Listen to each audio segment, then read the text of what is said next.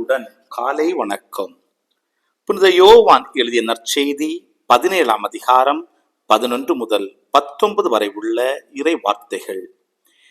இயேசு வானத்தை அண்ணார்ந்து பார்த்து வேண்டியது: தூய தந்தையே, நாம் ஒன்றாயிருப்பது போல் அவர்களும் ஒன்றாயிருக்கும்படி நீர் எனக்கு அளித்த உன் பெயரின் ஆற்றலால் அவர்களை காத்தருளும்.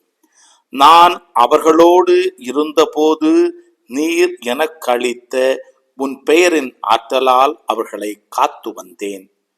நன்கு பாதுகாத்தேன். அவர்களுள் எவரும் அழிவுறவில்லை.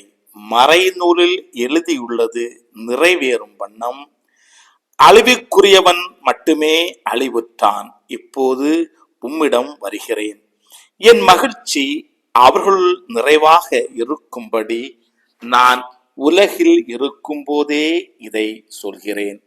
உம் வார்த்தையை நான் அவர்களுக்கு அறிவித்தேன். நான் உலகை சார்ந்தவனாய் இல்லாதது போல் அவர்களும் உலகை சார்ந்தவர்கள் அல்ல. ஆதலால் உலகம் அவர்களை வெறுக்கிறது. அவர்களை உலகிலிருந்து எடுத்துவிட வேண்டுமென்று நான் வேண்டவில்லை. தீயோனிடமிருந்து அவர்களை காத்தருள வேண்டுமென்றே வேண்டுகிறேன். நான் உலகை சார்ந்தவனாய் இல்லாதது போல் அவர்களும் உலகை சார்ந்தவர்கள் அல்ல. உண்மையினால் அவர்களை உமக்கு அர்ப்பணமாக்கி அருளும்.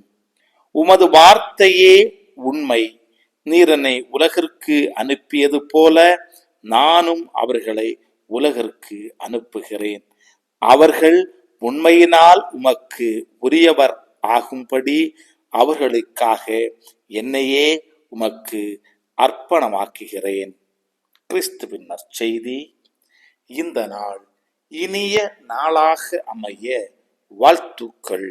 பல பல புதுமைகள், பெருமைகள், இனிமைகள் இறங்கிய நல்ல நாள், ஒரு நல்ல நாள், நம் தேவன் தந்த நாள். இது நல்ல நாள், ஒரு நல்ல நாள், நம்